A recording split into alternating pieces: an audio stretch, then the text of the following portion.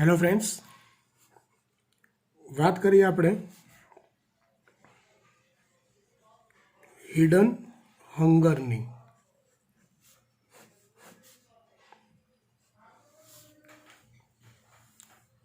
આમ એનું ગુજરાતી મિનિંગ કાઢવા જાઓ તો અત્યંત ટિપિકલ નીકળે. હિડન એટલે છુપાયેલો અને હંગર એટલે ભૂખ્યો હોય એવો, એટલે જે દેખાતો ના હોય પણ ભૂખ્યો છે એવો, જેને કહેવાય હિડન હંગર. અહીંયા આપણે એનો મતલબ શું કાઢવાનો છે તો જુઓ, આપણને એટલી ખબર છે, જો કોઈ તત્વ, ખનિજ પોષક તત્વ એની જરૂરિયાત કરતાં ઓછી માત્રામાં પ્રાપ્ય થાય તો વનસ્પતિમાં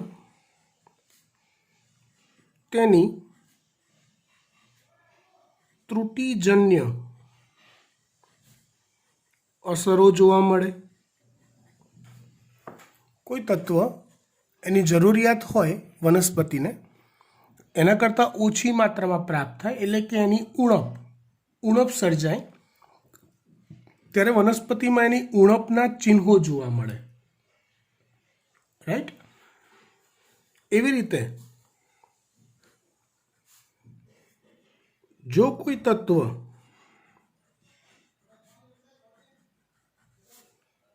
વધુ માત્રામાં હોય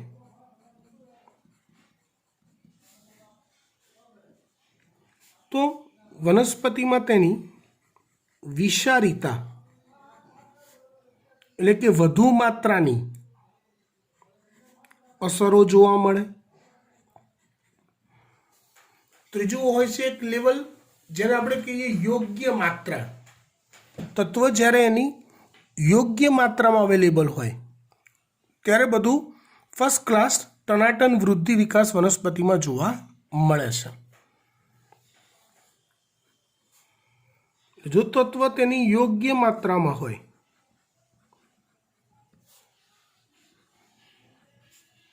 ત્યારે વનસ્પતિમાં યોગ્ય વૃદ્ધિ જોવા મળે છે.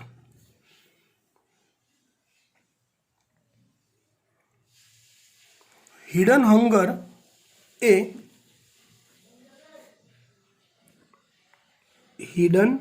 હંગર એ વનસ્પતિમાં તત્વની અલ્પ માત્રા અને યોગ્ય માત્રા ની વચ્ચેની પરિસ્થિતિ છે.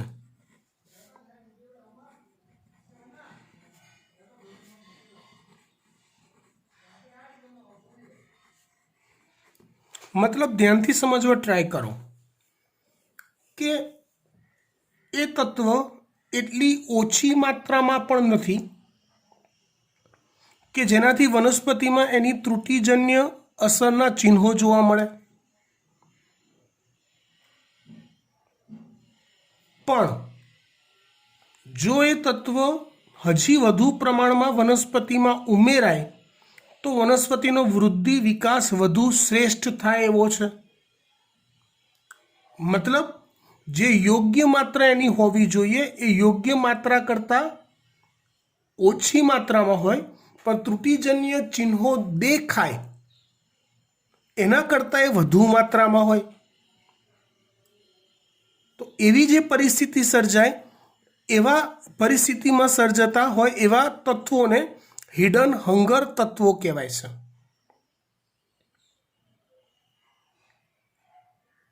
આમ જોવા જઈએ તો મુખ્યત્વે આપણે વનસ્પતિને પ્રાપ્ય પોષક દ્રવ્યોની તેની માત્રાને આધારે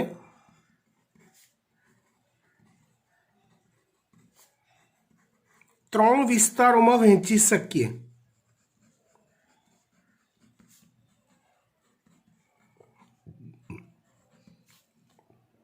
કયા ત્રણ વિસ્તાર?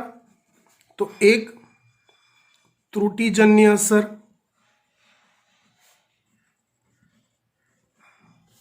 જેને આપણે ઉણપ કહીએ. બે યોગ્ય વૃદ્ધિ, એટલે કે એનું પૂરતું પ્રમાણ હોય ત્યારે. ત્રણ વિષારિતા, મતલબ કે એનું વધુ પ્રમાણ હોય ત્યારે. તો આ સમજો, આ એક અને બે કન્ડિશનની વચ્ચેની જે માત્રા આવે એને કહેવાય છે હિડન હંગર. એને કહેવાય છે હિડન હંગર. એને આપણે આલેખ તરીકે જો દર્શાવીએ,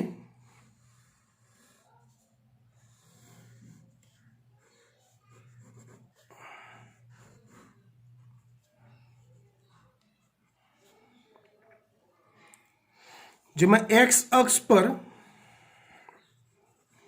પેશીમાં પોષક દ્રવ્યોનું પ્રમાણ,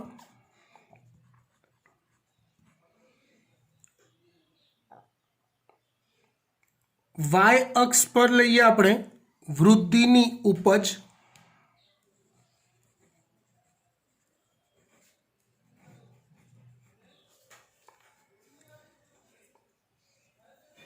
ધારો કે પોષક તત્વોનું પ્રમાણનું માપક્રમ અહીંયા છે. તો જો એ આલેખ કંઈક આ રીતે રચાતો હોઈ શકે. મતલબ કે જો એ તત્વ નું પ્રમાણ આટલું હશે તો એ ત્રુટિજન્ય અસર વિસ્તાર કહેવાશે.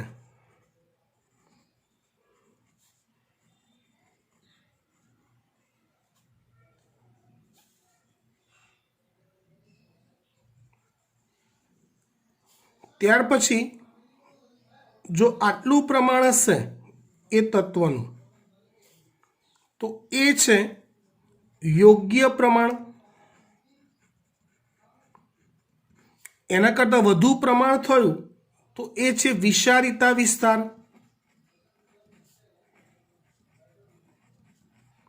પણ યોગ્ય પ્રમાણ અને ત્રુટિજન્ય અસર એની વચ્ચેનો જે વિસ્તાર આવ્યો માત્રાનો એને કહેવાય છે હિડન હંગર. મતલબ કે નથી આપણને ખબર પડતી, એની ઓછી માત્રા હોય તો ખબર પડી જાય ત્રુટિજન્ય અસર દેખાવાથી. ઓછી માત્રા હોય તો ખબર પડી જાય ત્રુટિજન્ય અસર દેખાવાથી. વધુ માત્રા હોય તો વિષારિતાની અસરથી ખબર પડી જાય. યોગ્ય પ્રમાણ હોય તો કોઈ ખબર પડવાની જરૂર નથી. પણ આ માત્રા એવી છે હિડન હંગરની કે જેમાં કશી ખબર પડતી નથી. પણ એ પોષક તત્વોની થોડીક તો થોડીક વધુ માત્રાની વનસ્પતિને જરૂર હોય છે કે જ્યાંથી એનું પ્રમાણ થોડુંક વધે તો વનસ્પતિ યોગ્ય પ્રમાણ કદમાં આવે, જેનાથી વનસ્પતિનો વૃદ્ધિ અને વિકાસ સૌથી સારો થઈ શકે. આ વાત કરીએ આપણે કયા ટોપિકની? હિડન હંગરની. ખબર પડી ગઈ? ક્લિયર?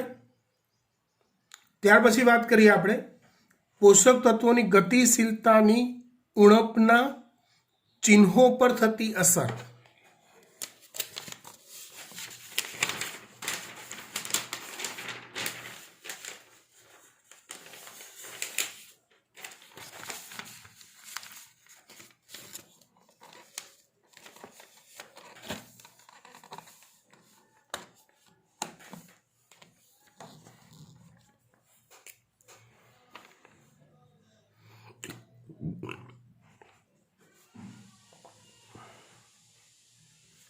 પોષક તત્વોની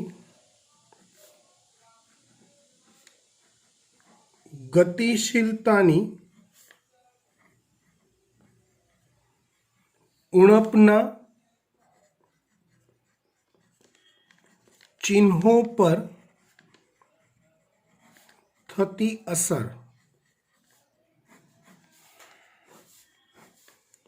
જો અહીંયા પહેલા તો પોષક તત્વોની ગતિશીલતાનો અર્થ ક્લિયર કરું.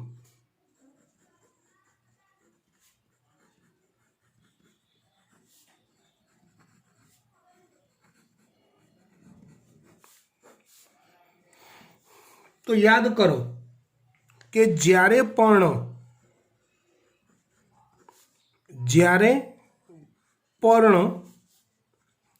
ઘરડું થાય કે મૃત્યુ પામવાની ખરી પડવાની અણી પર હોય એ સમયે તેમાંથી પોષક તત્વો નવા કે કુમળા પર્ણ તરફ ગતિ કરી જાય છે. આ વાતની થોડુંક ડિસ્ક્રિપ્શન આપણી ટેક્સ્ટબુકમાં આપેલું છે. હવે જુદા જુદા તત્વો જે છે એની ગતિશીલતા, જુદા જુદા તત્વો જે છે એની ગતિશીલતાની માત્રા જુદી જુદી હોય. હવે એ તત્વોની જે જુદી જુદી ગતિશીલતા હોય એની વનસ્પતિમાં અલગ અલગ પ્રકારની ત્રુટિજન્ય અસરો જોવા મળતી હોય. દાખલા તરીકે ચલો હું પહેલા લખું તમને તમારા માટે ગતિશીલ તત્વો.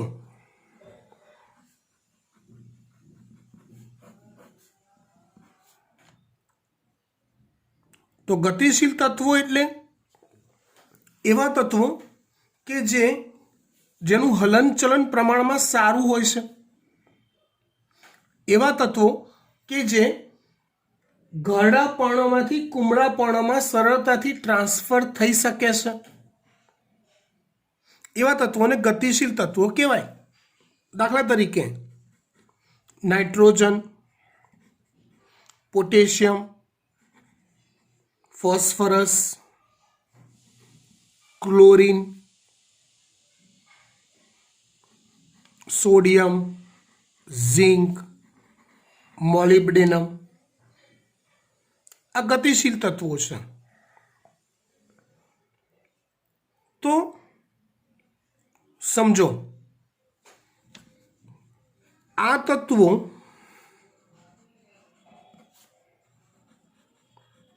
ઘરડા પર્ણથી કુમળા પર્ણ તરફ સરળતાથી ગતિ કરી જાય છે. એટલે જ્યારે વનસ્પતિઓમાં તેની ત્રુટિ અથવા ઉણપ સર્જાય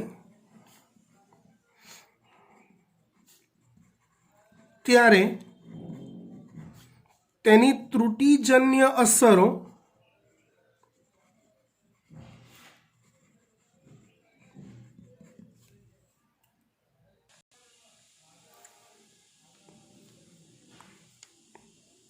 જ્યારે વનસ્પતિમાં તેની ઉણપ સર્જાય ત્યારે તેની ત્રુટિજન્ય અસરો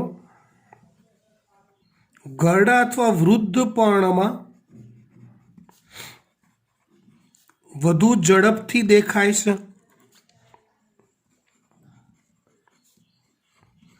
વાત મગજમાં ઘૂસી, કારણ કે ઘરડા પર્ણમાંથી આ તત્વો ઝડપથી ગતિ કરીને કુમળા પર્ણ તરફ જતા રહેશે અને જમીનમાંથી જ્યારે એની પ્રાપ્યતા ઓછી થાય તો સૌ પ્રથમ આ તત્વોના ત્રુટિજન્ય અસરના ચિહ્નો કયા પર્ણમાં વધુ જોવા મળે છે? ઘરડા પર્ણમાં. એટલે ઘરડા પર્ણમાં એ હોય તો એ કુમળા પર્ણમાં તો એ પહોંચી ગયા હોય, એટલે કુમળા પર્ણોને એની આ તત્વોની જરૂરિયાત સંતોષી જતી હોય છે પહેલા. ખબર પડી વાત? યસ. એવી રીતે કેટલાક તત્વો અગતિશીલ છે.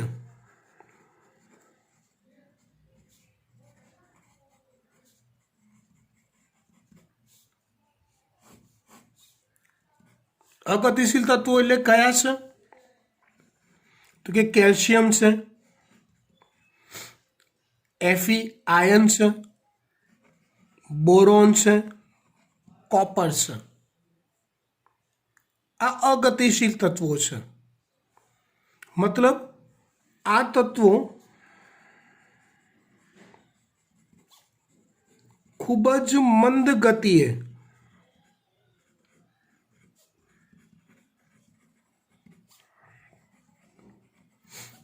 ઘરડા પર્ણથી કુમળા પર્ણ તરફ ગતિ કરી જાય છે. આ તત્વો ખૂબ જ મંદ ગતિએ ઘરડા પર્ણથી કુમળા પર્ણ તરફ ગતિ કરી જાય છે. કયા તત્વો? અગતિશીલ તત્વો. ખૂબ જ મંદ ગતિ એટલે ના બરાબર. તો હવે જ્યારે વનસ્પતિમાં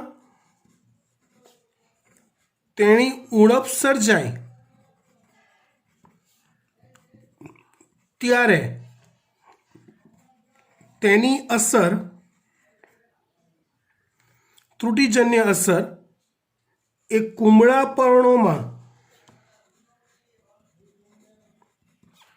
પહેલા જોવા મળે છે. કોના કરતા? ઘરડા પર્ણ કરતા. અગતિશીલ, કેમ કે જુઓ ઘરડા પર્ણોમાં તો એ તત્વો છે જ. વનસ્પતિને એની જમીનમાંથી પ્રાપ્યતા ઘટી ગઈ તો ઘરડામાંથી એ કુમળામાં સરળતાથી નથી જવાના. એટલે પહેલા એ તત્વોના લોચા કોને જોવા મળશે? કુમળા પર્ણોની અંદર જોવા મળશે. કેટલાક તત્વો એવા છે સાધારણ ગતિશીલ.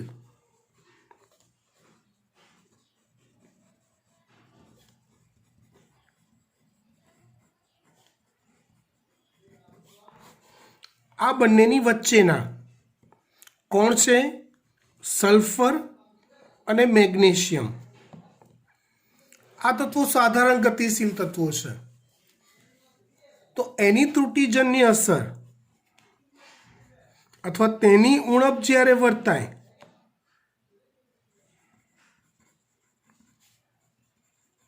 ત્યારે તેની અસર સમગ્ર દેહમાં એક સાથે વર્તાય છે. ત્યારે તેની અસર સમગ્ર દેહમાં એક સાથે વર્તાય છે. કોની અસર? સાધારણ ગતિશીલ તત્વોની અસર. સમજ પડી ગઈ વાત? ડન. ત્યાર પછી કેટલાક આપણે કોમન રોગો જોઈએ વનસ્પતિમાં જોવા મળતા, અને એ રોગો કયા કયા તત્વોની ઉણપમાં થતા હોય એ આપણે જોઈએ. MCQ માટે આ વસ્તુ ખાસ કામ લાગશે, જે હું હાલ તમને સમજાઈ રહ્યો છું એ ધ્યાન આપજો બેટા. એક રોગ છે જેને ક્લોરોસિસ કહેવાય છે.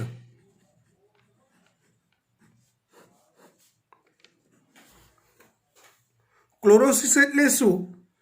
તો વનસ્પતિના પર્ણો કે પર્ણના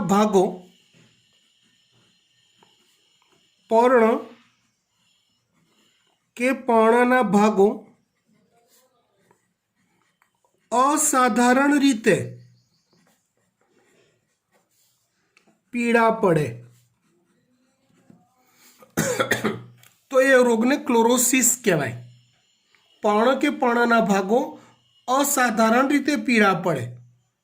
મતલબ જેમ કે પર્ણ ગળું થાય તો પીળું પડવાનું છે, તે નેચરલ છે. ગળું પર્ણ પીળું ના પડે તો બીજું કોણ પડે એમ. પણ પર્ણ હજી ગળું થયું નથી અને પીળું પડ્યું, પર્ણની શિરાઓ પીળી પડી ગઈ, હજી પર્ણ કુમળું જ છે, નાનું જ છે ને પીળું પડી ગયું, તો એને અસાધારણ રીતે પીળું પડ્યું એવું કહેવાય. બરાબર? તો આ ચિહ્નો કોની ત્રુટિજન્ય અસરથી જોવા મળતા હોય? तो नाइट्रोजन है, पोटेशियम है, मैग्नीशियम है, सल्फर है, एफवी है, मैंगनीज है, जिंक है, मोलिब्डेनम है। आ लोकोनी उणप होय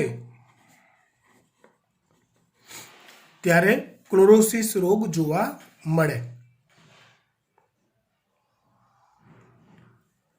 त्यार पछी बीजो रोग छे सपाटी पर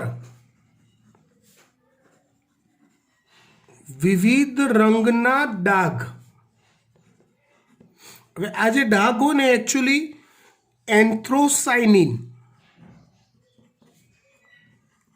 એન્થ્રોસાયનિનની વૃદ્ધિના કારણે જોવા મળે છે।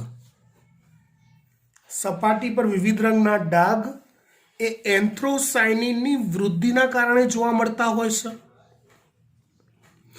જેના માટે નાઇટ્રોજન, मैग्नीशियम, फॉस्फरस, सल्फर वगैरह जवाबदार है। एनी त्रुटिजन्य असर जवाबदार है, एनी ओછી मात्रा जवाबदार है। तीजे वो रोग है नेक्रोसिस। त्रीजे वो रोग है नेक्रोसिस, जेमा वनस्पति पेशीओ मृत थवा लागे छे। नेक्रोसिस जेमा वनस्पति पेशीओ मृत थवा लागे छे। आ रोग माटे जवाबदार छे magnesium, potassium, zinc, calcium, copper, molybdenum. चौथो एवो एक रोग है पुष्प सर्जन में विलंब।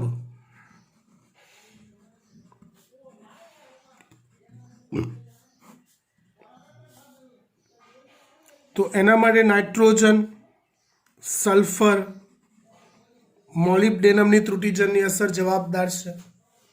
नाइट्रोजन, सल्फर, मोलिब्डेनम आ लोकोनी त्रुटिजन्य असरो जवाबदार है। नीट में तमने घणीवार एवुं थाय कि कोई चोक्कस लक्षण पूछे कि भाई पुष्प सर्जन में विलंब माटे जवाबदार कोनी त्रुटिजन्य असरना लीधे पुष्प सर्जन विलंब में पड़े। तो आ एक जूथ तमारे याद राखवा पड़शे। क्लोरोसिस माटे जवाबदार आ जूथ छे, सपाटी पर विविध रंगना डाघ माटे आ जूथ जवाबदार है, नेक्रोसिस माटे आ जूथ अने पुष्प सर्जन में विलंब माटे आ जूथ जवाबदार है। बात खबर पड़ी गई? डन। त्यार पछी एक बीजो टॉपिक आपणे जोईए, नाइट्रोजन नु चयापचय।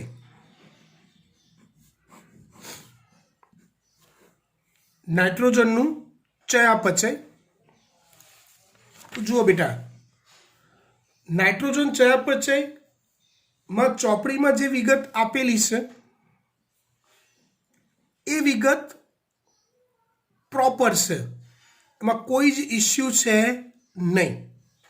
हाँ, अहींया आपणे नाइट्रोजन चयापचय में जे नवो मुद्दो शीखवानो छे, चौपड़ी में एनो थोड़ोक उल्लेख करेलो छे, पण ए सिवायनो नवो मुद्दो थोड़ो डिटेल में आपणे जोईशुं, जेने आपणे कहीए छीए जैव नाइट्रोजन स्थापन।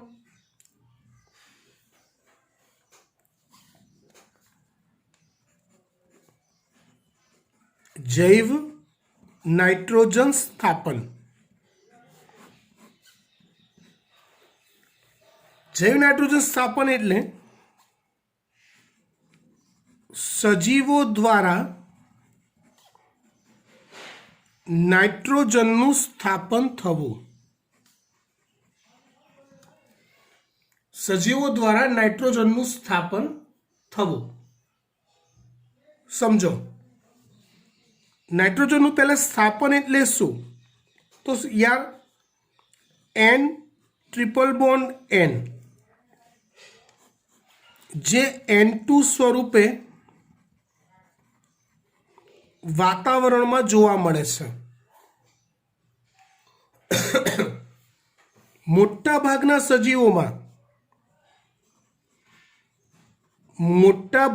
સજીવો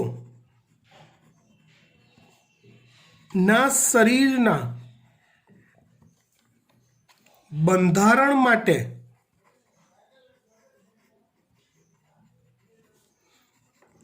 કે ઉત્સેચકો માટે કોઈ પણ માટે નાઇટ્રોજન જરૂરી તત્વ છે. પણ આ સજીવો એ નાઇટ્રોજનનો સીધો ઉપયોગ કરી શકતા નથી.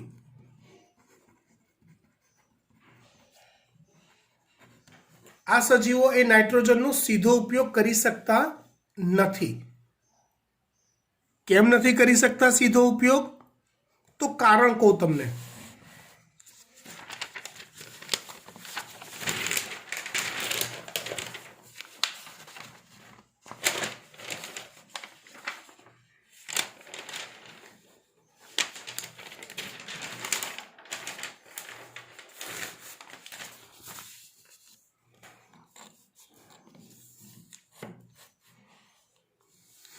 આપણે જેમ O2 નો સીધો ઉપયોગ કરી શકીએ છીએ, O2 નું આપણે સીધું શોષણ કરી શકીએ છીએ, એમ N2 જે ખરો ને, મતલબ કે N ટ્રિપલ બોન્ડ N, તો આ જે એના ટ્રિપલ બોન્ડ છે ને એ N2 ના બંધ તોડવા માટે 930 કિલોજૂલ પ્રતિ મોલ 930 કિલોજૂલ પ્રતિ મોલ જેટલી ઉર્જા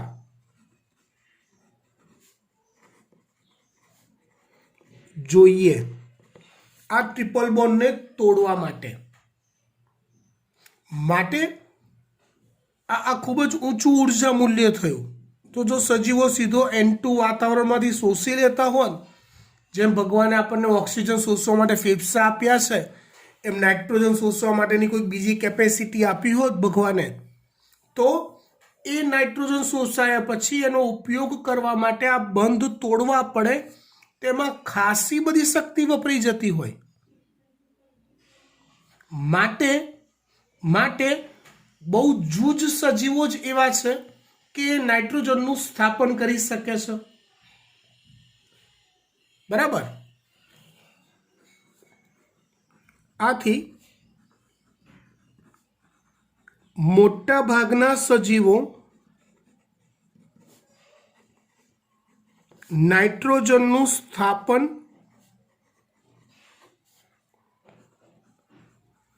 કરી શકતા નથી. બહુ જૂજ સજીવો એવા છે કે જે નાઇટ્રોજનનું સ્થાપન કરી શકે છે.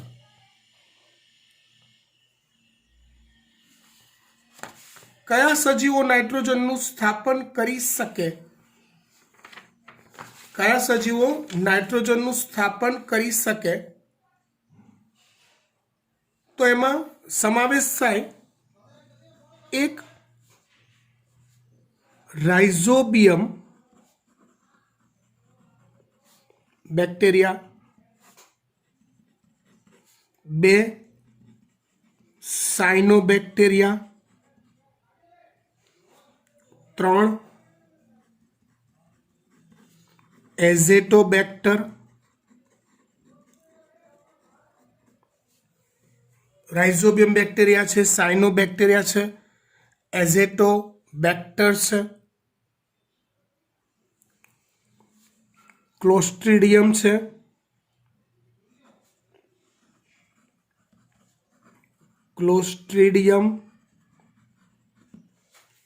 આવા સજીવો નાઇટ્રોજનનું સ્થાપન કરી શકે છે. અગત્યની વાત શીખવાડું, આ દરેક સજીવોમાં દરેક સજીવોમાં નાઇટ્રોજન સ્થાપનની જે મૂળભૂત પ્રક્રિયા છે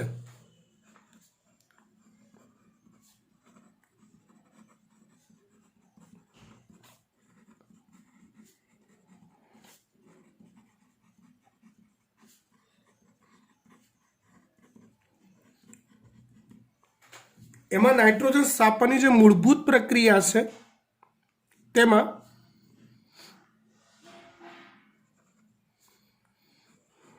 મૂળભૂત રીતે એક જ મેથડથી નાઇટ્રોજન સ્થાપન થાય છે અને આ કાર્ય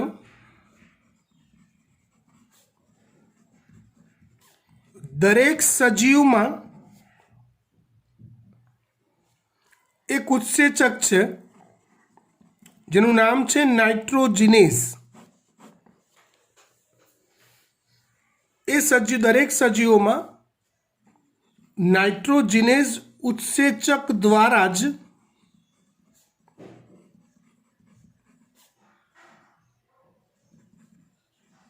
જૈવ નાઇટ્રોજન સ્થાપન થાય છે. સજીવ કોઈ પણ લઈ લો, જૈવ નાઇટ્રોજન સ્થાપન કરતો સજીવ તમે કોઈ પણ લઈ લો, પણ કોઈ પણ સજીવની અંદર નાઇટ્રોજન સ્થાપન નું કાર્ય કરતો ઉત્સેચક એકમાત્ર છે જેનું નામ છે નાઇટ્રોજિનેઝ. બરાબર. હવે આ નાઇટ્રોજિનેઝ શું કરે તો કે N2 ને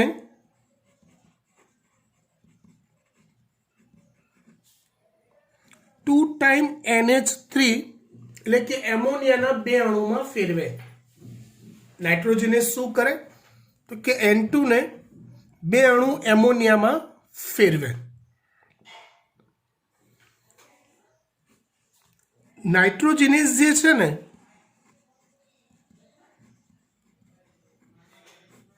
એની ખાસિયત એ છે કે તે બે ભિન્ન ઘટકો ધરાવે છે.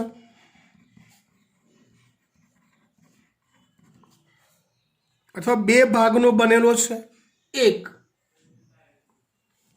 એનો Fe યુક્ત ભાગ અને બે MOFE યુક્ત ભાગ. એટલે નાઇટ્રોજિનેઝ ઉત્સેચક ધારો કે આવો છે,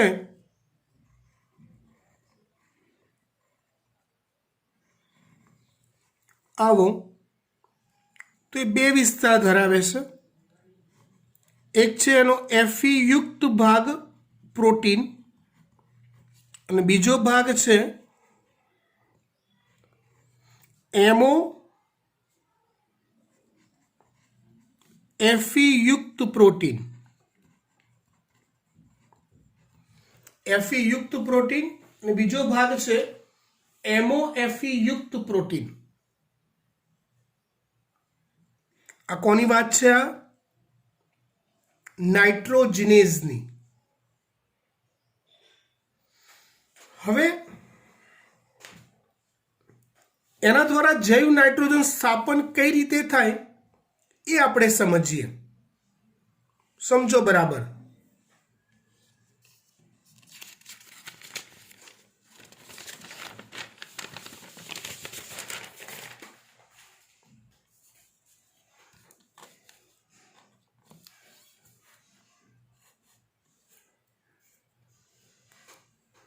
સૌપ્રથમ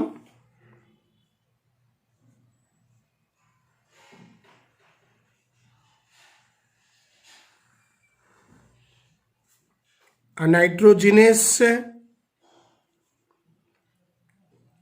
આ એનો Fe યુક્ત પ્રોટીન ભાગ છે, આ છે એનો MOFE યુક્ત પ્રોટીન ભાગ. તો નાઇટ્રોજિનેઝમાં સૌપ્રથમ N2 એટલે કે N ટ્રિપલ બોન્ડ N સાથે જોડાય છે. યાદ કરો 11માં આવતું હતું ઉત્સેચક પ્રક્રિયાથી સંકુલ. તો આ ઉત્સેચક પ્રક્રિયાથી સંકુલ બને છે આ રીતે. પહેલા તો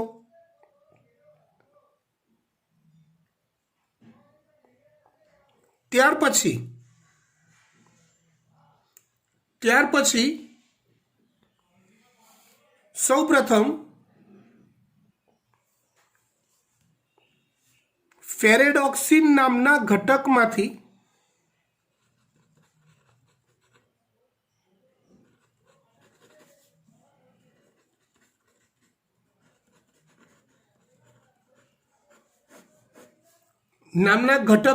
ઓક્સિડેશન થાય અને એમાંથી ઇલેક્ટ્રોન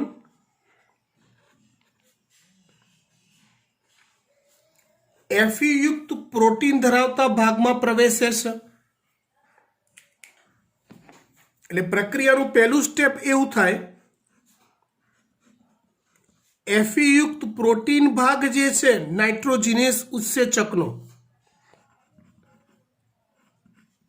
એનું રિડક્શન થાય છે. ને એના માટે જરૂરી ઇલેક્ટ્રોન દાતા ફેરેડોક્સિન હોય છે. આ પહેલું સ્ટેપ થયું. હવે આવું રિડ્યુસ Fe યુક્ત પ્રોટીન એટીપી સાથે જોડાય છે. અહીંયા એટીપીની હાજરી છે એવું માની લો નજીકમાં, એની સાથે જોડાય છે અને ત્યારબાદ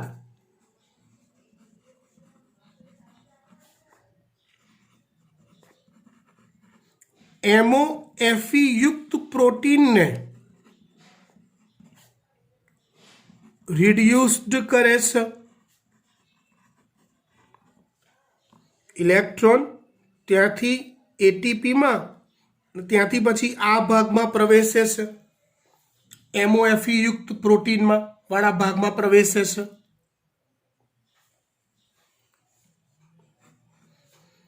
આમ એટીપી એ એડીપીમાં ફેરવાય છે.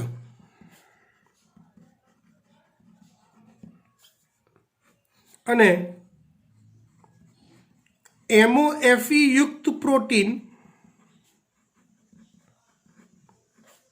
માંથી ઇલેક્ટ્રોન N ટ્રિપલ બોન્ડ એન્ડમાં પ્રવેશે છે.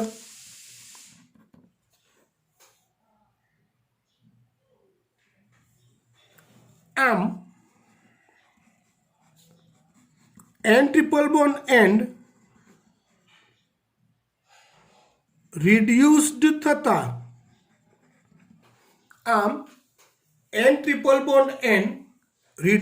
થતા NH ડબલ બોન્ડ NH બને છે.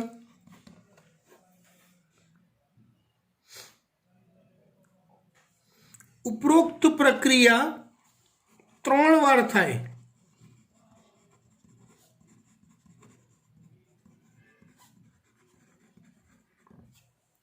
Repeat and repeat. એટલે ક્રમશઃ NH2 સિંગલ બોન્ડ NH2 અને એમાંથી પછી NH3 2 ટાઈમ રચાય છે. કોઈ પણ સજીવ લઈ લો કે જે જૈવ નાઇટ્રોજન સ્થાપન કરતો હોય, એમાં જૈવ નાઇટ્રોજન સ્થાપનની પ્રક્રિયા એકમાત્ર ઉત્સેચક દ્વારા થાય જેનું નામ છે નાઇટ્રોજિનેસ. કઈ રીતે થાય તો આ દર્શાવ્યું એ રીતે થાય, ફિક્સ્ડ. પણ નાઇટ્રોજિનેસ ઉત્સેચકની એક મર્યાદા છે.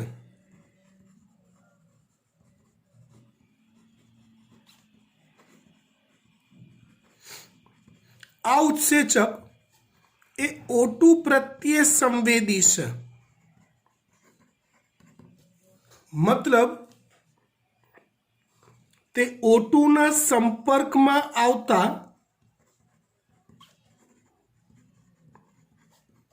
તેનો જે Fe યુક્ત પ્રોટીન ભાગ છે એ વિઘટન પામે છે, મતલબ કે નાઇટ્રોજિનેસ બિન કાર્યક્ષમ નકામું નિષ્ક્રિય થઈ જાય છે વિઘટન પામતા, અને પરિણામે સમગ્ર જૈવ નાઇટ્રોજન સ્થાપનની પ્રક્રિયા અટકી જાય છે. અગત્યની વાત તમને કહેવા માંગુ છું બેટા,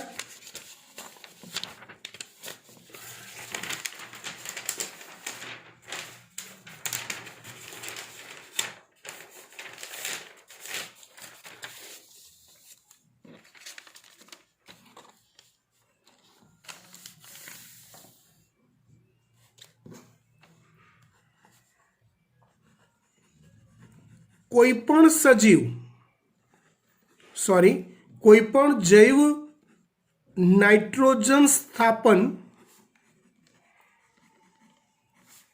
કરતો સજીવ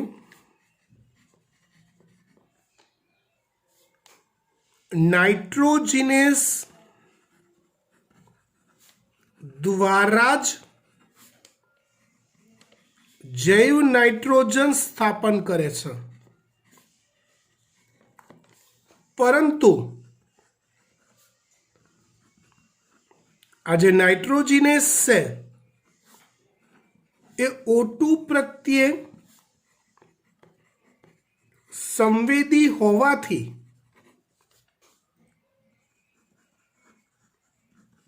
નાઇટ્રોજિનેસનું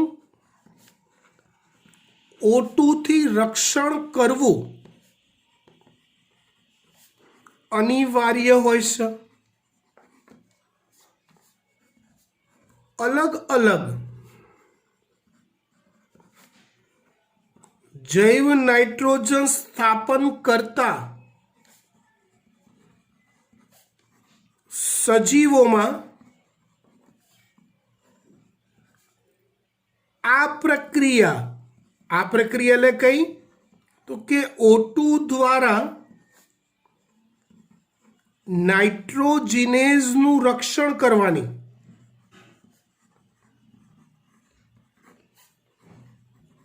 અલગ અલગ રીતે થાય છે.